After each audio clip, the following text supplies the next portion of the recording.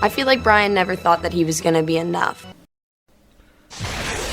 Hello and welcome to True Crime Rocket Science, the most authentic voice in true crime.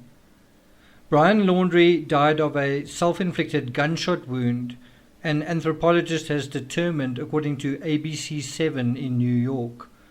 About 3 weeks ago, on November 2nd and 3rd, the authorities speculated publicly that Brian probably took his own life. Well, now that information has been officially confirmed around about 3 weeks later. Before we continue with this episode, if you haven't subscribed to the channel, please do. Like, share, leave a comment, and let's get started. So those who have been following this channel know that I speculated even prior to this, around October 27th and even before that, that Brian very likely took his own life, first of all. In other words, that he wasn't taken by animals and that he didn't run off, kind of thing, and did so via gunshot to the head. I also suggested that he did so out of grief, remorse, and also an unwillingness to pay the price for what he had done. So it's a combination of all those things. Many people still seem to think Brian killed Gabby because he wasn't in love with her, and thus emotions played no role in the decision making. I believe emotions did play a role, especially jealousy and insecurity, and a failure to deal with anxiety. The anxiety that came about from traveling together at close quarters for an extended length of time, financial insecurity, but also the unraveling that one goes through when an important relationship collapses. It can feel to a young person like their world is ending, that their life is over, especially if it's a very significant early first love type of relationship. So those same qualities apply to Brian's suicide as well. And so you might say, I don't think he killed himself because of him being in love with Gabby, and I don't think emotions played a role in his decision making. Well, I believe in terms of his suicide, emotions did play a role, a very big role, especially feelings of insecurity in how to deal with the situation he was now in, a failure to deal with anxiety. And I think by default, in a way, suicides are a failure to deal with anxiety. I think murders are as well, in many cases. Often people think people commit murder because they are angry, and many are that way, but premeditated murders, I think, are often failures to deal with anxiety. The Chris Watts case is one of those. And in his case, also dealing with financial insecurity and the unraveling that one goes through when an important relationship, in his case, his marriage, collapses. And not everyone has the tools, the emotional tools, to put Humpty Dumpty back together again, when one has fallen apart. And falling apart is exactly what it feels like when you're in a relationship, you feel like you're building something together, things don't work, and it feels like you are unraveling, you are falling apart, your world is ending. Now, it's going to sound strange because on the one hand, I'm sort of saying, patting myself, I guess, on the back for saying, that we called it ahead of time. But as soon as the information is coming out that is the case, I'm now playing devil's advocate. But there's an important reason for that. So although it's now officially been ruled that Brian Laundrie took his own life and did so by firing a bullet into his skull, and despite this channel, as I say, basically predicting this about a month in advance, I don't want to jump the gun and say that this is definitely the case, that this assessment made by the authorities, made by the anthropologist, is definitely the case, because even though you've got an expert saying that this is what happened, right? Now, while I believe the theory is sound, I think we've got to be careful. We still need to base this theory on evidence as far as possible. If the anthropologist found bone or skull fragments consistent with a gunshot, and let's face it, with very little remains to work with, it was found that Teresa Holbach was also shot and that's in the Stephen Avery case. So it is possible that they were able to put little fragments together and perhaps find that showed that a gun was used, right? But we don't know that for sure. Without seeing the report, we don't know that for sure. I don't know what the forensic anthropologist bases his or her findings on, but aside from the bone fragments, one must also look for the weapon and bullet in situ, on the scene, in the park where the remains were found. And surely these couldn't be very difficult to find on the ground, close to where the remains were found, using something like a metal detector. I mean, how hard would it be in a scenario where there's not an urban setting? There is basically just ground and water and wood and stone. How hard would it be to find alien metal objects such as a firearm and a bullet, right? One could also, I guess, make the argument that other people, perhaps other hunters, are in the area, and that might make it a little bit more difficult, but still finding a weapon, if Brian did discharge a weapon, then that weapon should have fallen where he fell. Does that make sense? So if a gun and bullet are not recovered, as they weren't in the Vincent van Gogh case more than 130 years ago, if they are not recovered, I would be less certain about the manner and cause of death than some of the authorities seem to be, simply because there would be no reason for a weapon in a self-inflicted scenario to wander off. Does that make sense?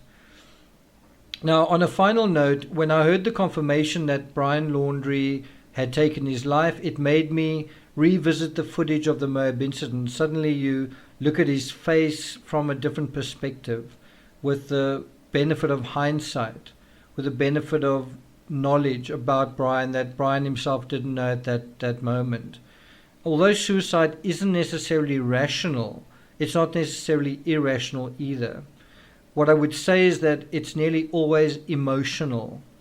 I know this because my own mother took her life when I was 17 years old, and I know exactly what the currents and tides of emotions were leading up to that fateful moment. I know I can still feel it today, many years later, the strength of those currents, the height and depth and lowness of those tides of emotions. And so I wonder whether Brian's behavior during the Moab incident doesn't clue us into the type of person he was. All smiles and glee and an outer veneer of one thing, one moment. Meanwhile, inside he was like a bag of cats. Inside he was feeling something else. When the officer opens the door in Moab and he steps out, Brian looks, pleased as punch. But actually, how is he feeling? How is he feeling about his relationship with Gabby, this person that's really important to him? How is he actually feeling about how things are working out? And obviously he's got a different way of presenting himself to the authorities, but how would he feel looking at himself in the mirror? How would he feel about how things are actually going? Probably terrible, probably uncertain.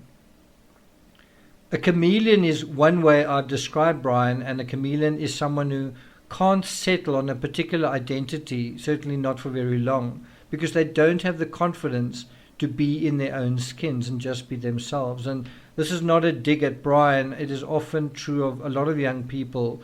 They try out different masks when they're a particular age and see how successful or effective their masks are on different people, on different situations. They may be more extroverted or introverted or loud or quiet, and they will then see how that approach works in different situations. The chameleon approach is just one way of maintaining control over others, but also oneself. And so, someone who's doing this can keep who they really are at a minimum safe distance. And so if the chameleon gets hurt, the mask gets insulted, the real person is sort of kept somewhere else, and you can sort of make the argument that the attack was based on the mask, on the chameleon, not on the real person. So it's sort of a safety clause. But something like a major breakup and a major failure which is what their van life adventure had become, that's something you can't hide from. That's something that putting a chameleon mask on isn't going to protect you from something like that. There's nowhere to hide. And after Gabby's murder, in the woods, there was even less reason to hide from what had happened. It's just him in the woods with his notebook. And I wonder whether that's going to come out quite soon. So I have mentioned before that Fight Club begins with a muzzle in a man's mouth. The opening credits, quite a long spiel, starts that way, and it also ends there. Brian lacked not only a proper identity to deal with life and death, just like that same character in Fight Club, and also women. That same character in Fight Club didn't know how to deal with women either. But also the sort of models and literature to know how to deal with real life disasters, right? Brian lacked the sort of information, constructive information, to deal with real life disasters constructively. Of course, he knew how to deal with it destructively.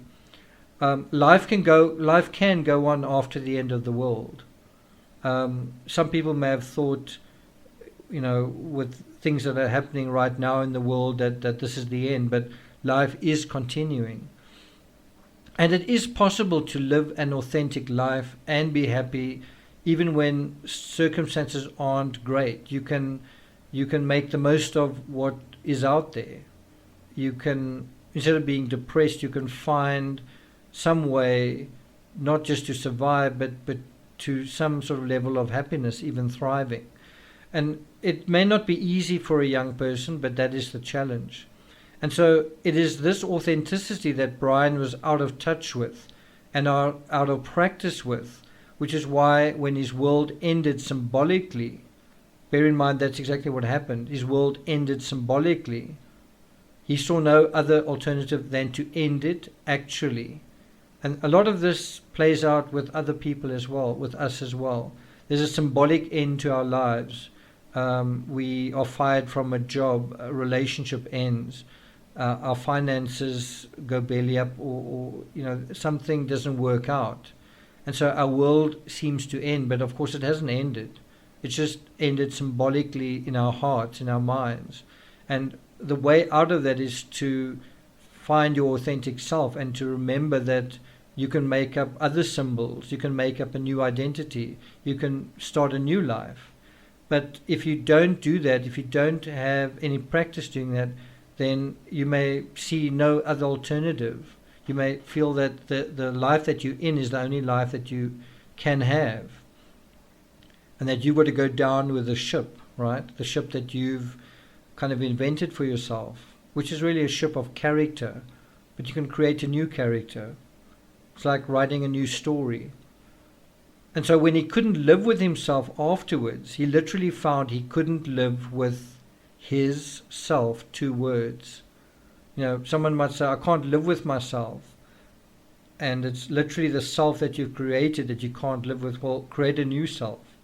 But the reality is he probably hadn't learned to live in the world long enough, or long enough before the summer epic. Real life is tough and requires stamina and muscles and endurance and the ability to endure pain. Real life means facing up to difficulties, not running away from them, or pretending they don't exist, or curating a social media persona that's not real. So to conclude, the tragedy of Brian and Gabby's fairy tale turned nightmare teaches us that we must learn to adapt to a difficult environment, and if we can't, we may well get lost in it and be consumed, and we may not get out alive. So if we do get lost, we must try and find our way out, and the best way to do that is to face up to who we are. The scariest thing out there at the end of the day isn't other people, it's us. Being yourself takes time, and social media is one test whether you can hold your real self up to the light or not. And so when you see Brian during the Moab incident, you're not seeing the real Brian, but you are seeing the real Gabby, and therein lies the problem and the solution. Thank you for listening, and I'll see you guys next time.